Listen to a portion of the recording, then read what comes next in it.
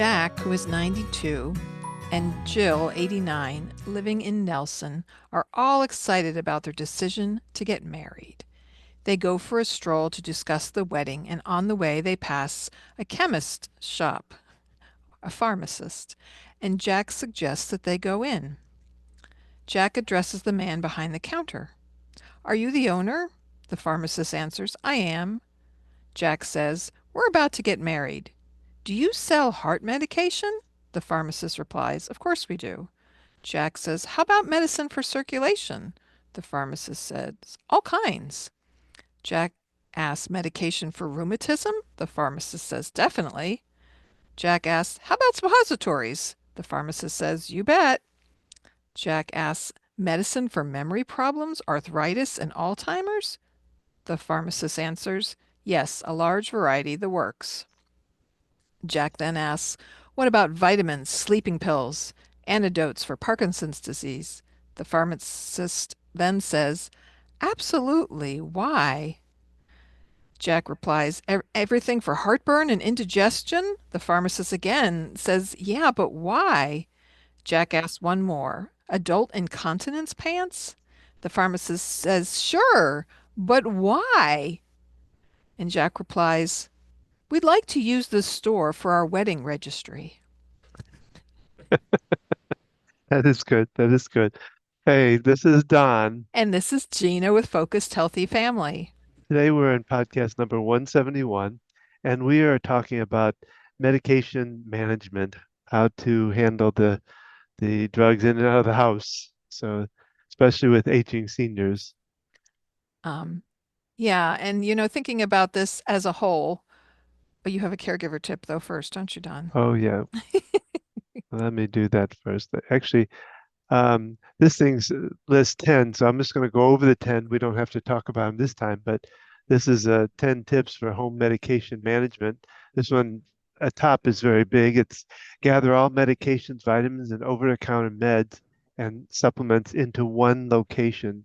In other words, maybe one of those little flip type things or something like that. Um, Number two, make sure medication is stored properly. Number three, create and maintain an update medication list. And four, pre-soak, pre-sort, excuse me, pre-sort medications for the week. Five, double check for adverse drug interaction. Number six, make sure medications instructions are clear. And seven, set up a medication reminder and tracking system. Number eight, understand the likely side effects of medications. Number nine, seniors help seniors with Alzheimer's and dementia with their medication. And number 10, plan for the medication refills. So those are some general suggestions with medication, and we're going to go into some of those in more specific detail. The work I do in the senior population, I see this as a big challenge. I work at a place that's an independent living facility, and in independent living, um, it's basically a senior apartment. They often provide meals, maybe even 3 meals a day. They might have some things in-house, possibly a bank, possibly, a hairdresser, some other services. There might be a therapy department that operates out of the building.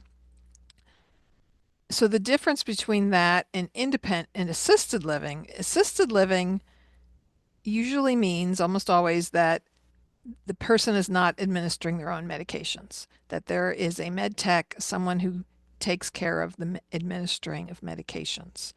And they can also provide additional assists in other ways. There's usually there's a supervisor, there's a nurse manager, so it's much more of a healthcare facility than independent living center, especially if the independent living center operates alone and it's not combined with assisted living, other levels of care. And I bring this up because of the place that I've worked. Um, it's often a challenge. I go into someone's apartment and there's just piles of medicine and it's a mess.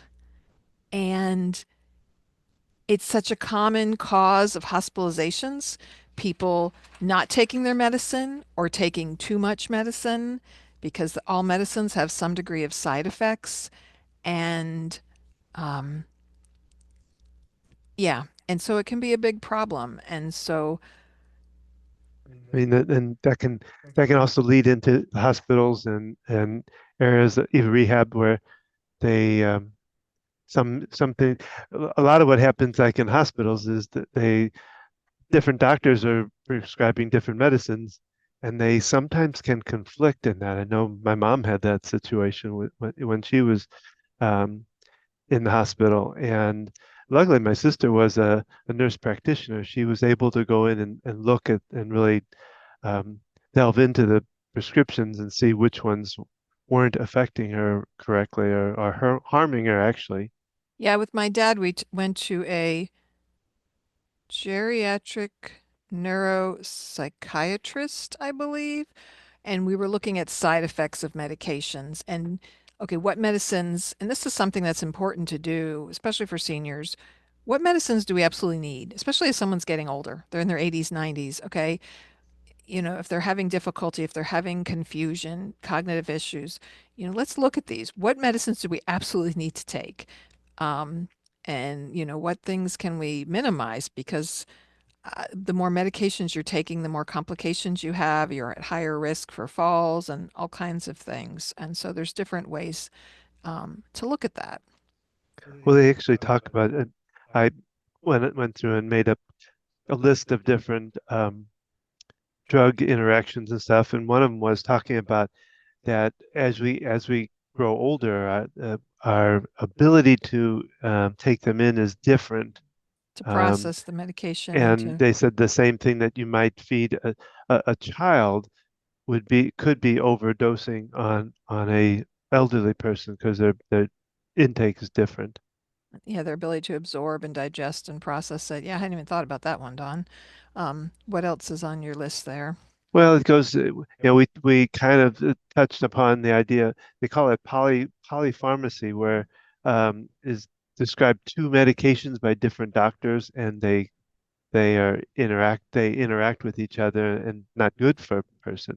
Okay. When I think of polypharmacy, it's when I evaluate someone as an occupational therapist, we look at risk factors, and taking multiple medications puts you at higher risk for all kinds of things. And so just looking at that as a whole. But yes, you have someone who oversees all the medicine, and a great person for that is the pharmacist, really utilizing that pharmacist. They Yeah. know the medications best. They know them better than doctors. That's their expertise. And so, if you're getting your medications from different places, you're not getting that where they're checking for interactions. And sometimes medications might have a potential interaction, but your doctor weighs the pros and cons of that. So it's something you really need to work with your doctor, your healthcare provider on, because if you look it up yourself, you can certainly question your doctor and ask about it. But sometimes, decisions are made based on the pros and cons. So it's important to work alongside your doctor with it. Because making those decisions on your own um, may not always be in your best interest. If you notice your loved one doing things like this, it's a clear sign what's going on cognitively. Is this person starting to have um, memory problems? And I'll just share a little story of someone I met when working. The family was concerned about them. They lived states away. And so she convinced, it was a sister and brother, him to move to the state where she lived and got him into an independent living facility. Um, I met, I introduced myself to this man and found out that I think I was clued in that he wasn't taking his medicine, and he was supposedly diagnosed diabetic. And he told me how he used to check his blood sugars regularly, but the numbers were always the same. And so he didn't feel the need to keep checking it. He also would describe it as they say I'm diabetic. Um, he's like, but I would know if something was off. I do what I need to, and I'm managing it okay. And I later found out he had stopped taking his medicine even before the move. Um, and This man is also not necessarily attending meals. This is independent living. No one's overseeing these kinds of things. And, this man should really not have been moved into to independent living, in my opinion. And these are things that can happen. And a big factor is cost. It costs a lot more in Mm, assisted living because you have med techs, you have healthcare professionals working in the building, you have these additional services that are provided. And because of that, it's going to be a higher cost. Um, you often wind up with smaller apartments as well as you do in independent living. And so people might refuse, that level of care. You can bring in a caregiver. Um, the place I work is great because they have a caregiver agency that works out of the building. Because if you hire a caregiver, a lot of times nowadays, they'll require a minimum number of hours um, to come assist you. And you might just need someone to pop in and make sure they're getting their medicines. And so where mm, I work, they can do that. They can do 15-minute increments, and people have someone who comes 3 times a day to administer, make sure they're taking their medicines and things like that. Now, again, their medicines are located in their apartment and they're just overseeing that they're taking them versus assisted living. They don't have the medications on their person. They're kept mm, in a locked cart. Um, and when you've got someone, with some early cognitive challenges or someone who's just stubborn about things or could be forgetful or because they have multiple challenges on, forgetting to take their medication can be a really big thing. I had a long discussion with this gentleman about the importance of checking blood sugar, even the importance of having a primary doctor. He doesn't like doctors, doesn't feel the need to go to a doctor. So there were significant cognitive challenges that we've uncovered in this man. In fact, someone reached out to the doctor from the state he lived in because we need orders for therapy. And the doctor was like, he's not at a memory care center. Like, the doctor was my, surprised, like, not just assisted living, but specifically needing memory care. Um, and so people will set up systems and things for their loved one, but if their loved one's already at a cognitive um, impairment of their cognition, learning a new system can be hard. So a family member told me they had their pills in bottles and they came in as the family member, put them in a pill case, and that confused the person more because they weren't used to that. oh, And so something to think about, your parent, even if they're functioning fine now, what system do they use for medication? Because will it be sustainable down the road? mm, Maybe they'll be able to maintain just taking the pills out of the box, but you know, I mean, we use pill cases. I don't always remember did I take my medicine? And so I like to fill up a weekly pill case with my morning and my night. I put my supplements in there too, which you need larger pill cases because supplements are so much larger than prescriptions. To remember to take them. It takes less energy and less time. You fill it up once a week. Um, and so it's really helpful. But a lot of people are not in the habit of doing that, as I've discovered. And so there's different systems in place to help with that. well, the other thing they bring up here, and as I'm thinking more about it too, it's even deeper than what they're saying. They're talking about vision or hearing loss and the ability to see the right pill, um, to take, and are they taking it at the right time of day? But also, if as I think about it, these drug companies they switch pills around. The same thing can If go it in comes different from a different shapes. manufacturer, yes. Or if you're at a, I've heard people say, I don't know what this blue pill is. Well, it's coming from a different manufacturer. It's maybe the generic version. But on every pill bottle, in small print, it will tell you the shape and the color of the pill and what's printed on it. And it's also good to double check this. Yeah. Pharmacists have made mistakes before, and is what in the pill box, is what it says is on there. And you talk about eyesight and things, but also the dexterity to Oh, be able to pick up pills and take them and not drop them. There are, yeah, you don't think about that. You not only opening the containers that are difficult to open. They do make containers now that are easier for people with limited hand strength, but taking out a pill, taking one out, people are in the habit of putting it on a table and then they forget that they took it or they didn't take it. Mm. And Hope they don't have a dog or a cat. yeah, Yeah, but um, I was at this other gentleman. He functions really well at the independent living. He also has cognitive issues. He lives very simply though. His apartment's very neat and he doesn't take a lot of medicine. And he had a pill on the counter when I went in there and I asked him what that was. He goes, "Oh, that's for later." So he has a system. He takes his morning pill, he takes the other one out, and he takes it later. And it's apparently working okay. And so yeah, you got to be careful when you walk into someone's environment. Are you messing up their system? But it can be really helpful to set up in advance, a system that you understand that's reliable. Um, and there's some great things out there now to help with that. Um, well, they talk about over-the-counter supplements where seniors are medicating themselves based on something they get from the store, and it can be a lot of different things can happen with that as far as, getting the right stuff, whether they're able to absorb the right stuff, and they talk about here taking ginkgo bilbo, I can't biloba with blood thinners increases the risk of dangerous bleeding. So you have to really be very careful, but you may be thinking you're doing the right thing, but it's Well, and working with someone, a specific healthcare professional who can help you with that. And there are supplements that do similar things to medication. And if you want to use those, you need to really coordinate with your doctor, and find someone if your doctors just know you shouldn't take that. Working with someone who's qualified, a specialist, because yeah, you do need to pay attention to supplements. There are things that interact. There are foods you eat that can interact with medications.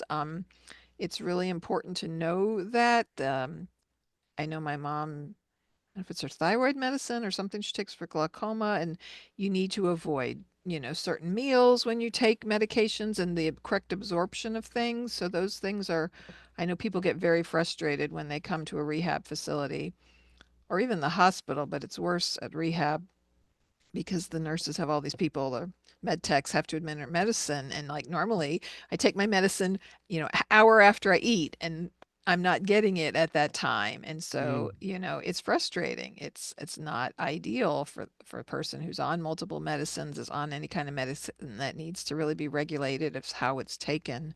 Um, so these are things can be a frustration to people. And so how can we minimize that?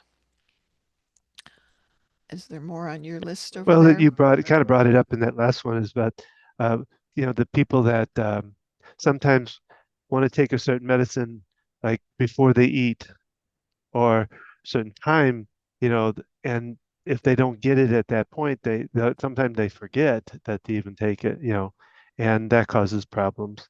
Um, they the other one was uh, instructions being clear, and do they understand the instruction? Do they know? They talk about not finishing a course of antibiotics thinking they're better, Yeah. you know.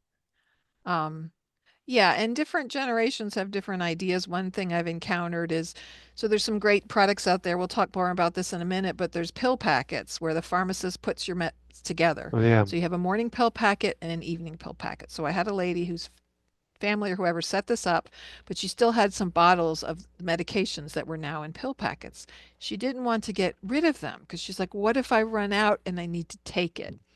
So this is where family really needs to step in because having excess medicine around, it just causes confusion. Having, Mm. you'll go to the hospital, the doctor will prescribe different medications, you'll come home with new prescriptions, and the old ones really need to be gotten rid of. I see this way too much, just piles of medicine, like it's overwhelming. How do they keep track of what they need to take? They're afraid to throw out the old stuff, and it is important to properly dispose of medication, but I highly recommend if your loved one doesn't have a system in place, or if you're not sure and they are out of the house, and this is something I do without telling them, or if you suspect that they're going to be upset about it, go in there, go through the stuff, take things out that they no longer are taking and do not need, and find a pharmacy or a place that you can take it to. They might get mad at you that you did it, but they're going to be better off not having those extra pills around, the confusion of the medications. If you're going to be using the pill packets, well, let's, and obviously, costs might be an issue, what they're paying for their medications. What can you do to minimize the wastefulness, and yet taking the wrong medicine or having extra around, it can cause a big problem. Well, and just to, I've looked up a couple of different places that you can actually dispose of, and there's probably more than this, but this is Walgreens is one. We have one right here in Salisbury, and you can dispose. They normally will have some kind of a disposal like canister or something to be able to deposit them in, and then there's this uh, website. It's from the NAPD, I believe it is, pharmacy group called, and it's safe.pharmacy /drug dash disposal. You'll have to There's put, no we'll put there's a no link dot to that com on it, so I on the just want. description. And then Yeah. there's also DEA, which is a Department of um, can't think of the whole. Anyway, it's dea.gov /take back day. So um, And you can ask your own pharmacy. I know there's in our area we have CVS's, and there are some that take medications, but not all of them do. yeah. I want to say our Walmart has a medication, just not every location of every particular pharmacy does, but you can call, you can look online, you can find out the ones that do, because it's not good to flush them down the toilet. That gets into our water system. It's not good to just throw them out in the trash. It goes into our landfills. Well, And even there's and I don't know if every city hall, but there's a small town here where the city hall has one inside their they have a office. medication Yeah, disposal. at the what Interesting. I can't think of this town right behind us here, but I Oh, can't. not Salisbury, but China Grove or What's this one right? No, Lexington, right around the Spencer. corner here. Anyway, Okay. I can't think of it. The fall the Okay. trying to think of There's a town near us that has it at the town hall. So yeah, and really stepping up with this, because this is a serious issue. This is something you can't take lightly. Um, and as an occupational therapist, I work with people on medication management. It's a daily activity. It's an activity of daily living, and so I help people to set up programs. I cannot administer medicine to people. As occupational therapists, we've gone into people's apartments or homes and helped them clean out. This is what you're taking. This is old stuff, but we can't dispose of it. We can't administer medicine to people. We can only guide them in the process. And so when we do that, the family will have to be the one that comes and disposes of the medication. We can't do that. That's not in our scope of practice. Um, but we can help them with managing it. We can help them with learning a new system, finding out ways. There's one lady, she's really cute. Um, we're looking at her pill case and that she needs to take them every week. And she said, "Well, I'm only missing about once a week." And I said, "Okay, well, let's have a goal to make that less than once a week." Um, another family member set up the smart home device, that said, "Take your medication," and had a reminder. And she said to me, "Oh, I just ignore that. I never stop and go, oh, did I take my medicine?" And so we can have ways of setting things up, but we need to work with the person. And are they using it? Are they? And we've put signs up for people, and maybe you need to change the sign up. After a while, we tune out signs. But so with this one lady, I put it at her eye level on the door. I put it in large print. And did you take your medicine? So before she leaves her apartment, it would cue her. Again, someone with issues with their cognition needs practice with this. And it's so important. You get occupational therapy order, you can get them involved to help them support to learn this new skill, because you can't just assume that they're going to read the sign, that they're going to listen to the reminder that you set on the smart home device and that they're going to make that connection. Um, And you can't just get mad at them and tell them, why don't you do that? It's their cognition is affecting their ability to follow through with those things. And so there's some great things out there now. And there's this thing called the Hero medication dispenser. And I actually looked it up, and on Amazon, they don't sell it there, but oh my goodness, there are so many different types of medication pill dispensers. There's one that looks like a Wheel of Fortune. There's ones that are locked. I know my mom had one for a while for my dad, and an alarm would go off, and then you'd only open at the time you needed to take it.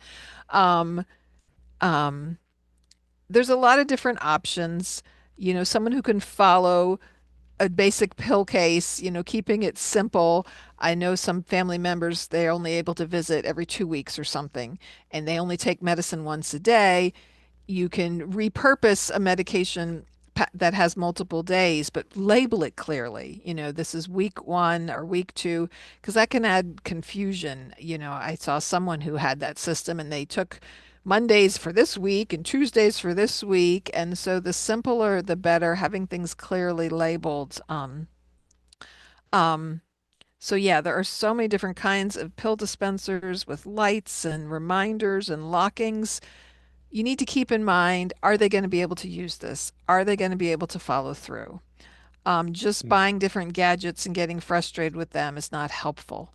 If you're concerned they're not following through, they're not doing things, it's very likely there's a cognitive problem going on there. They need a neurologist. They need an assessment for this. A doctor's order can get speech therapy, occupational therapy involved, who can do further assessment of their cognition to determine, because you're just going to get frustrated and they're not going to follow through. So that being said, there's some great things out there now that do make it very simple. There's what pill packets, a bunch of pharmacies do this, where they put all your AM pills, your PM pills, if you have midday pills, into a packet.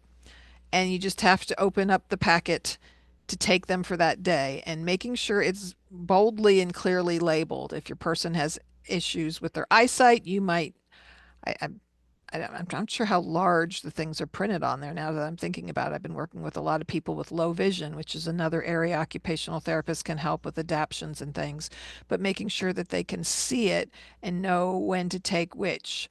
If you're checking on them regularly, you'll be able to see, okay, what packets are sitting here, what's left over. Um, and there's another thing I want to share about. I don't want to skip over your list of things, no, Don. we pretty much covered the list, pretty So much. I found an article from the New York Times where this woman talks about dealing with a pill dispenser, um, worried about their family member being able to take it. And so the Hero Smart Pill Dispenser, um, it's an app-enabled device that dispenses pills on a customized schedule. It's about the size of a coffee maker.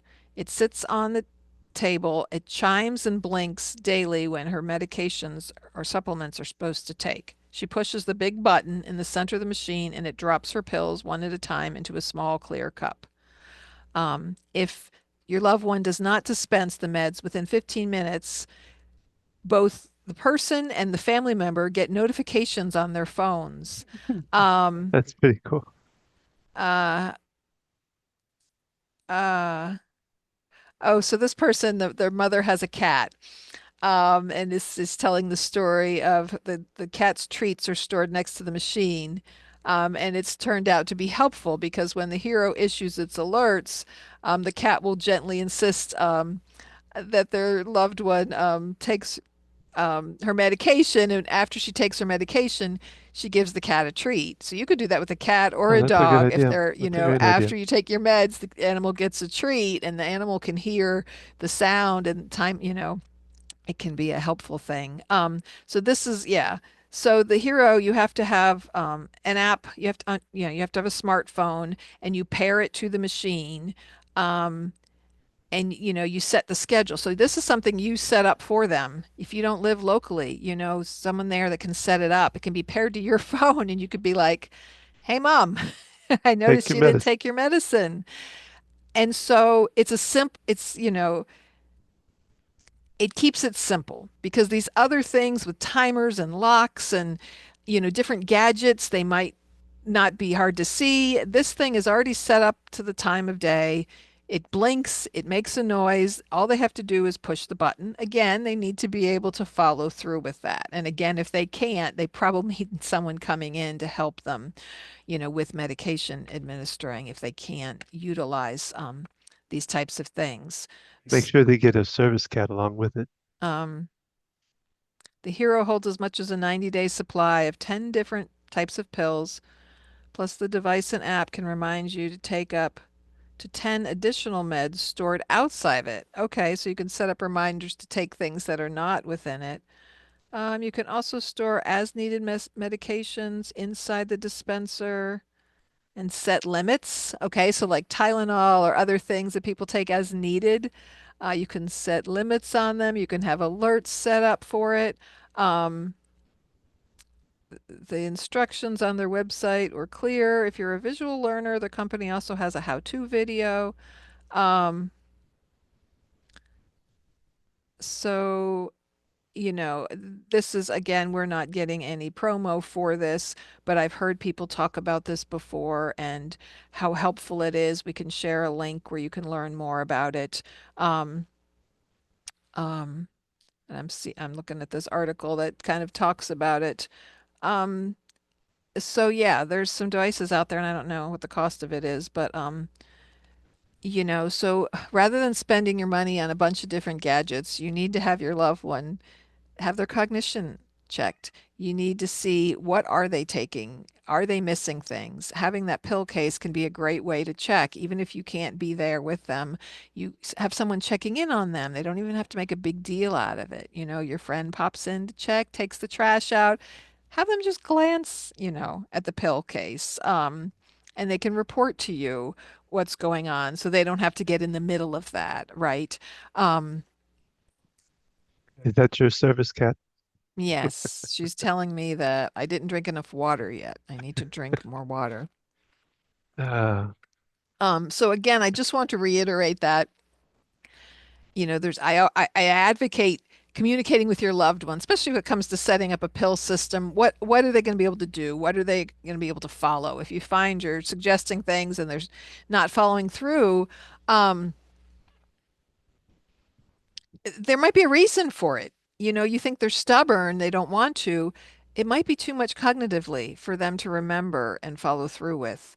Um, and so getting them assessed, knowing their limits, knowing what's going to work for them. But again, working with them when it comes to excess pills and things, you know, go in there if you have to, and they're not there. Find a way and clear out the stuff.